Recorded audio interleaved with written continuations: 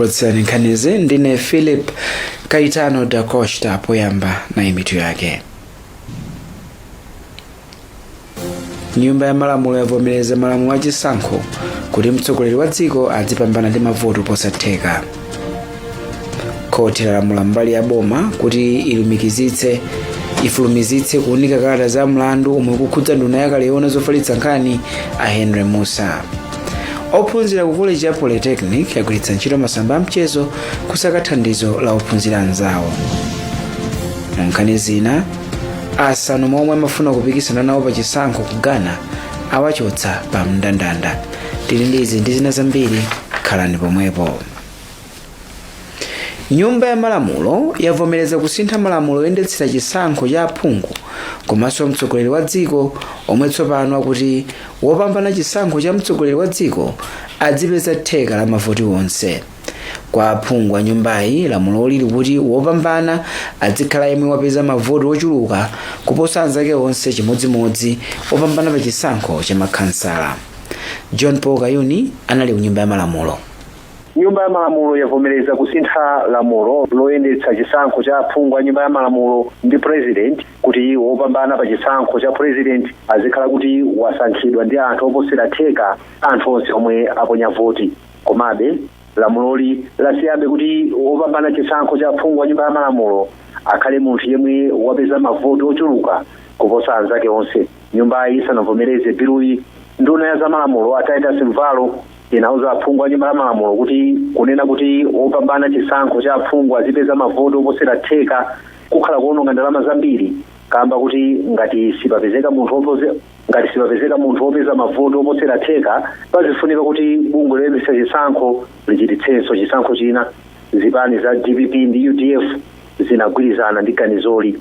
Mkuyankhula kwake, mneneri wa chipani cha DPP pa nkhani za malamulo Abedi Msaka anati kunena kuti aphungu azigwiritsa ntchito lamulo loti wopambana azipeza theka la mavoti onse sikukhala koyenera, kamba kuti aphungu sapa ziganizo zazikulu monga achitira president. Nyumbayi yavomerezanso bilu yoyendetsa chisankho cha kansala yomwe ikuti wopambana chisankhochi azikhala yemwe wapeza mavoti ambiri kuposa anzake onse. Pakadali pano aphungu a nyumba ya malamulo akadali mkati mokambirana biro yomwe ikufuna kusintha malamulo akulu omwe zina apereke chitsogozo kuti aphungu a nyumba ya malamulo akhala pa mpando wawo kwa nthawi bwanji kuti zigwirizane ndi chisankho cha mtsogoleri wa dziko, komanso kufotokozera momwe mkulu wa bungwe loyendetsera chisankho azisankhidwira ndi kuti chizachitike ndi chani ngati onse opikisana pa mpando wa mtsogoleri wa dziko sazakwanitsa kupeza theka la mavoti ya anthu onse.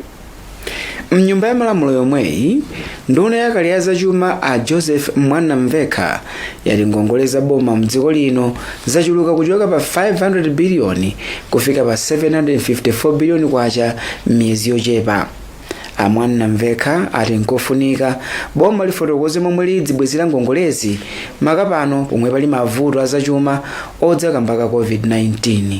Nkhani ili mkati, nyumba ya malamuloyi yavomereza kuti boma likongole 57 biliyoni kwacha kuchokera ku bungwe la International Development Association zothandiza kukonzanso ntchito za madzi mu projekiti ya Malawi Watershed Services.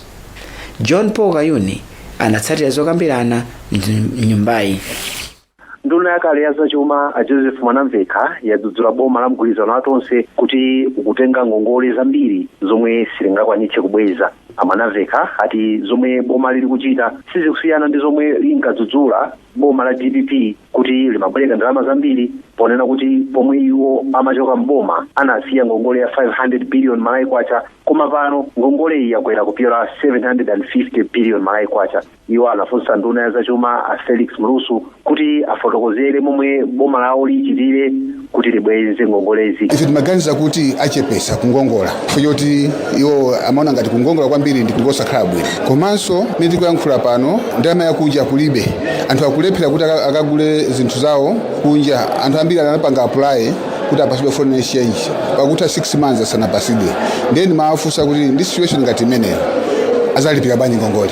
Nduna zachuma Felix Mulusu yati ndondomeko zamomwe boma libwezere ngongole iyi anazifotokozera kale mu ndondomeko ya zachuma. Tinauza ku nyumba ya malamulo kunena kuti ayi zimenezi sizoonjezera ndalama zimene tikubwerekazi zimene tabwera kuno ku parliament kuti olemekezeka aku parliament ativomereze zimenezo tayika kale m'budget yathu ndesi zisinthakena kali konse yayi. Pakadali pano nyumba ya malamulo yavomereza boma kuti libwereke 57 billion kwacha kuchokera ku International Development Association kuti zigwire ntchito yothandiza pa chitukuko cha madzi kuchokera ku nyumba ya malamulo m'malo mwa Zodiak.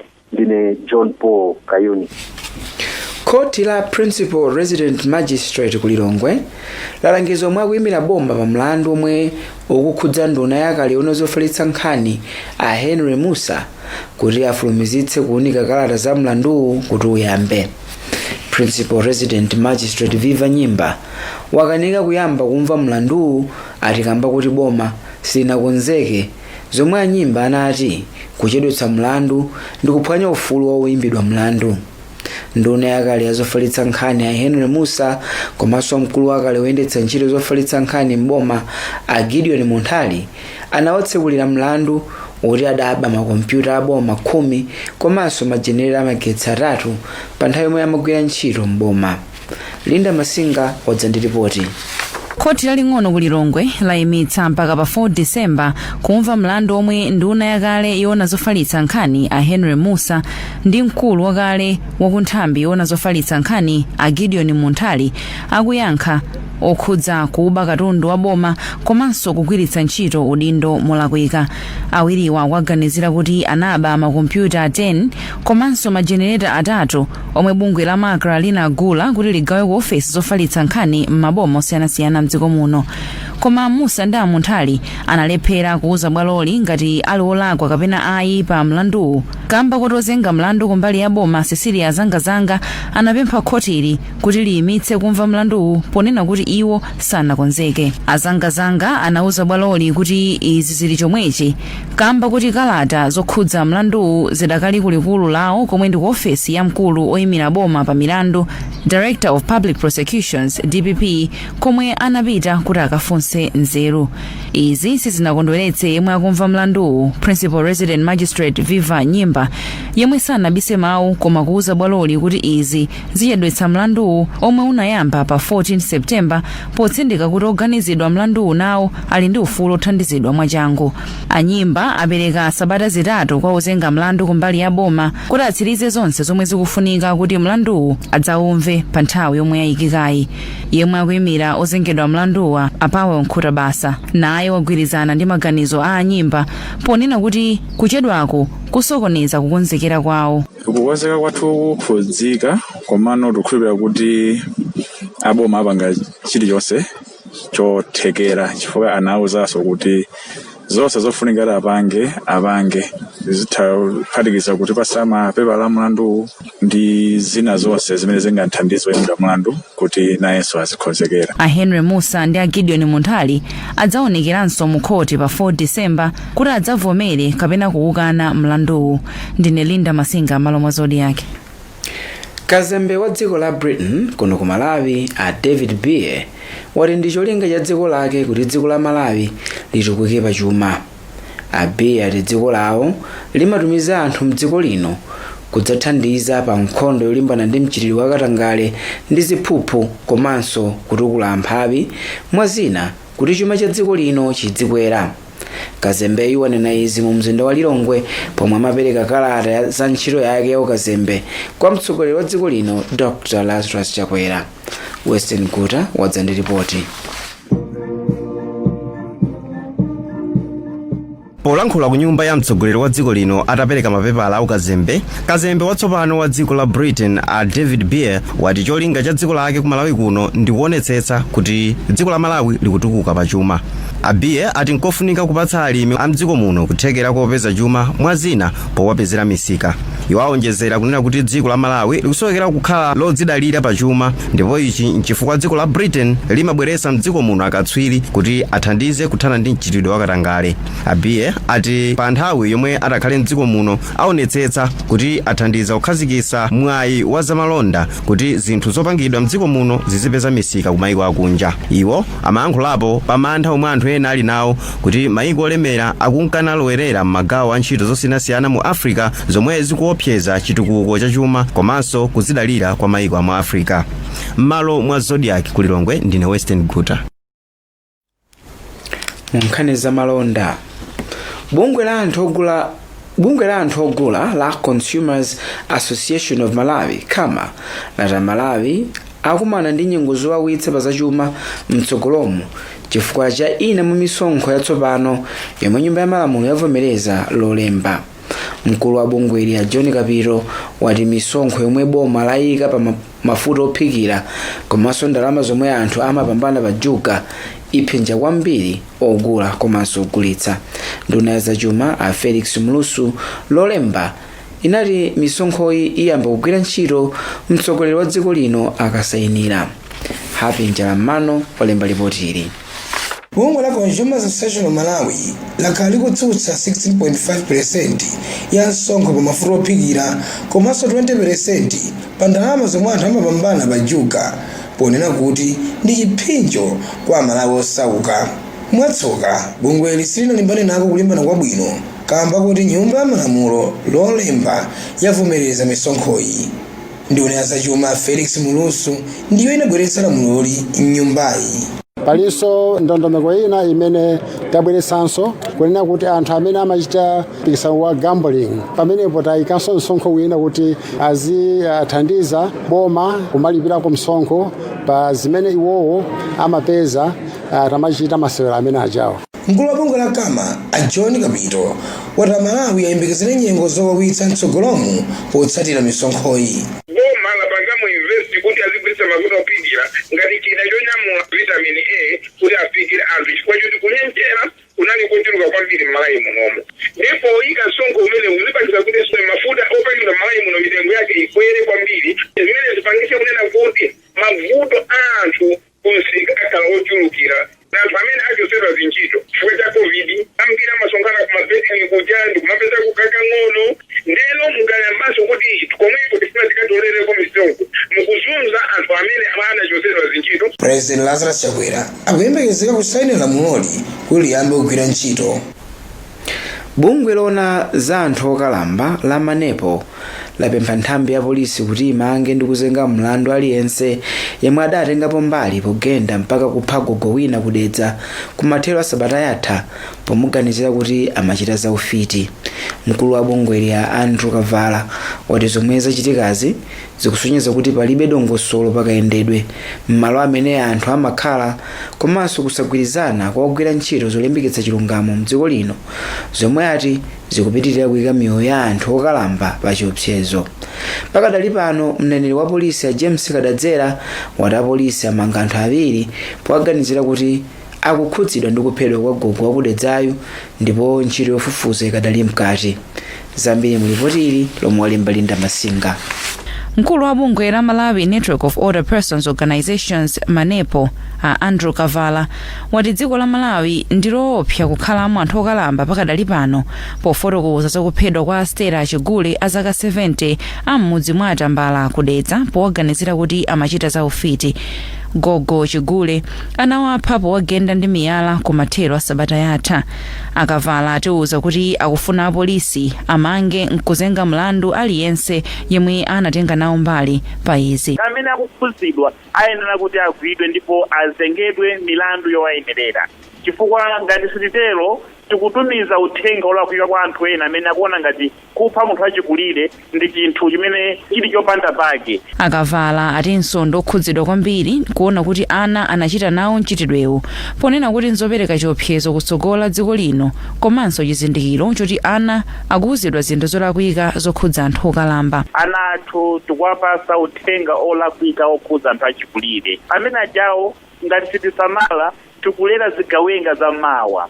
komanso azayenera kuzindikira kuti munthu wina aliyense ali ndi ufulu lokhala ndi moyo. Mneneri wa nthambi ya polisi a James Kadadzera watiuza kuti pakadali pano iwo amanga kale anthu awiri pokhudzana ndi nkhaniyi. Amenewa ali a Wesley Petro azaka 30 amenewa mudzi wawo ndi omwewu wafumbwa koma amangidwira ku Salima anathawa Novemba, komanso anzawo wena Stefano Gervasio azaka 55 mudzi mwawo mwakafafa dera lomwelo ndithu la mfumu atambala kudedza, ndipo anzawo wena amene akubisala dziwe kuti amangidwaso chifukwa akudziwika apolisi tikuwasaka ti apeza omba. Malamulo a dziko lino savomereza kuti ufiti uliko, ndipo amanenetsa kuti ndi mlandu kumulodza chala wina kuti akuchita za ufiti. Ndine Linda Masinga, malo mwa Zodiak. Mukuonera nkhani tidakalenza mbiri zoti muonere zikatha izi.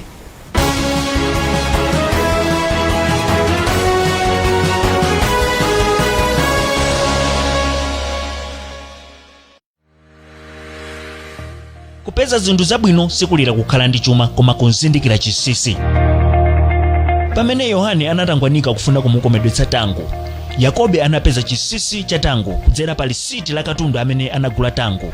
Tango amagwiritsa ntchito zonse zopangidwa ndi Purity Sanitary Products, monga Purity wosambira mthupi, Purity wosambira m'manja, Purity wodzola mthupi, komanso Purity wotsukira mbale ndi mapoto. Patangotha sabata imodzi Yakobe akugwiritsa ntchito zopangidwa ndi Purity Sanitary Products, Yakobe adatenga mtima wa tango chifukwa chooneka bwino. Wonekani bwino pogwiritsa ntchito Purity Sanitary Products.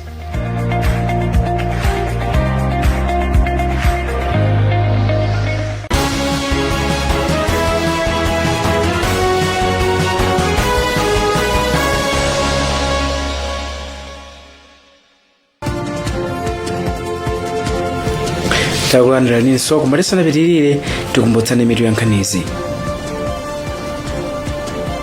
Nyumba ya malamulo yavomereza malamulo achisankho kuti mtsogoleri wa dziko adzipambana ndi mavuto posatheka. Koti lalamula mbali ya boma kuti lifulumize kuunika kalata za mlandu omwe kukhudza nduna yakale yona zofalitsa nkhani a Henry Musa. Ophunzira kuleji ya Polytechnic agwiritsa ntchito masamba amchezo kusaka thandizo la ophunzira anzawo. Nkhani zina asanu momwe amafuna kupikisana nawo pachisankho ku Ghana awachotsa pa mndandanda. Popitirira ndi nkhanizi, ophunzira kuleji ya Polytechnic akuchita zionetsero pa masamba amchezo pomwe akupempha adindo kuti athandize ophunzira 2700 omwe akukanika kulipira ndalama za fees zoposa 350 miliyoni kwacha. Mtsogoleri wa ophunzira awa Kunozga Mlowoka watiuza kuti ngakhale analembera adindo monga Loans Board, maunduna za chuma ndi maphunziro komanso komiti maphunziro ya ku nyumba ya malamulo, palibe yankho lokwira mtima lomwe alandira. Malinga ndi akuluakulu a kuleji ophunzirawa ngati salipira ndalama mu nthawi yake adzakhala chaka chathunthu ali pa khomo ndipo adzabwerera ku sukulu pokhapokhapo atalipira ndalamazi. Mlembi wa mkulu wa bungwe la mgwirizano wa maiko onse United Nations Antonio Guterres wasankha nzika ya dziko lino a Nyovane Janet Modise kukhala mgulu la akadaulo 15 a sayansi omwe alembe nawo lipoti la mchaka cha 2023 lokhudza chitukuko chodalirika pa dziko lonse.